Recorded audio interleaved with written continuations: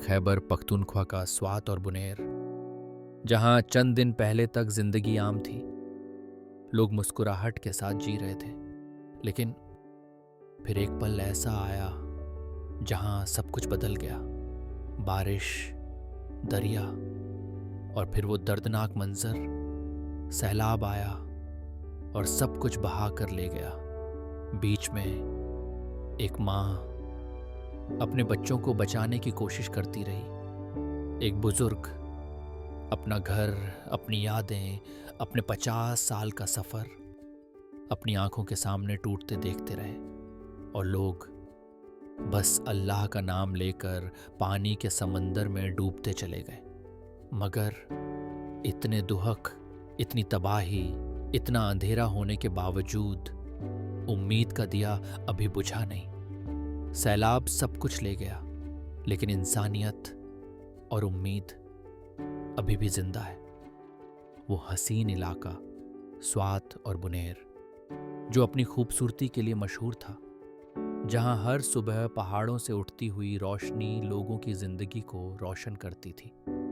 लेकिन कुछ दिन पहले यहीं जमीन ने अपने ही लोगों का इम्तिहान लिया। अचानक बारिशों का सिलसिला शुरू हुआ और चंद घंटों में ही वो शांत नदियां और दरिया एक दांत मारते हुए सैलाब में तब्दील हो गए। स्वात के एक गांव में राशिद अपनी छोटी सी फैमिली के साथ रहता था। उसकी माँ, बीवी और 2 छोटे बच्चे। उनका घर मिट्टी और लकड़ी का बना हुआ था और राशिद के लिए यही छत सब कुछ थी। उस दिन शाम को जब बारिश तेज हुई तो राशिद ने अपने बच्चों को गोद में उठाया और माँ को संभालते हुए घर से बाहर निकलने की कोशिश की। मगर पानी इतनी तेज रफ्तार से आया कि पल भर में उनके घर की दीवारें टूट गईं। अल्लाह रहम करो, बच्चों को बचा लो। राशिद अपने बच्चों को ऊपर उठाता रहा, माँ का हाथ थामता रहा। लेकिन सैलाब ने कुछ ही लम्हों में सब कुछ बहाकर ले जाना शुरू कर दिया। सिर्फ राशिद का घर नहीं, पूरा गांव पानी में डूब गया। जो लोग कल तक अपनी फसलों की खुशबू में जी रहे थे, आज उन फसलों को पानी बहाकर ले गया। एक माँ अपने बच्चे की लाश को सीने से लगाए बैठी थी। एक बुजुर्ग अपना 50 साल पुराना घर टूटते देख रहा था और एक नन्ही सी बच्ची जो कल तक स्कूल जाती थी, आज बिना जूतों के भीगती हुई कच्चे रास्तों पर भटक रही थी। ये सैलाब सिर्फ घर नहीं ले गया, ये लोगों के सपने, उनकी यादें, उनकी पूरी जिंदगी बहाकर ले गया। रात होने लगी। लोग खुले आसमान के नीचे बैठे थे, न कपड़े सूखे, न खाने को कुछ। बच्चे भूख से रो रहे थे और माएँ सिर्फ उन्हें गोद में सुलाने की कोशिश करती रहीं।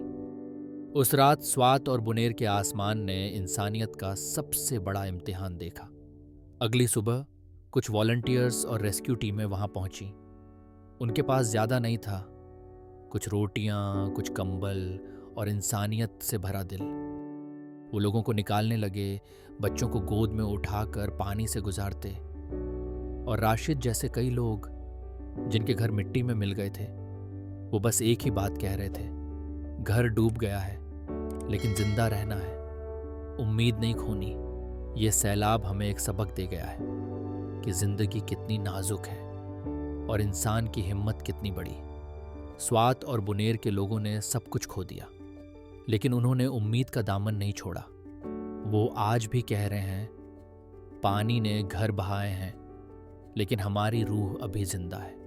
और शायद यही इंसानियत का सबसे बड़ा पैगाम है कि चाहे सैलाब कितना भी बड़ा हो, इंसान की उम्मीद और हिम्मत उससे भी बड़ी होती है। ये कहानी सिर्फ स्वात और बुनेर की नहीं, ये उन सब की कहानी है जिनके घर सैलाबों में मिट्टी बन गए। अगर आप सुरक्षित हैं तो अल्लाह का शुक्र अदा करें, और अगर मदद करने का कोई तरीका है तो ज़रूर कीजिए, क्योंकि एक रोटी, एक कंबल किसी का कल बचा सकता है। राइज माइंड्स को सब्सक्राइब करें अगर ये कहानी आपके दिल को छू गई हो।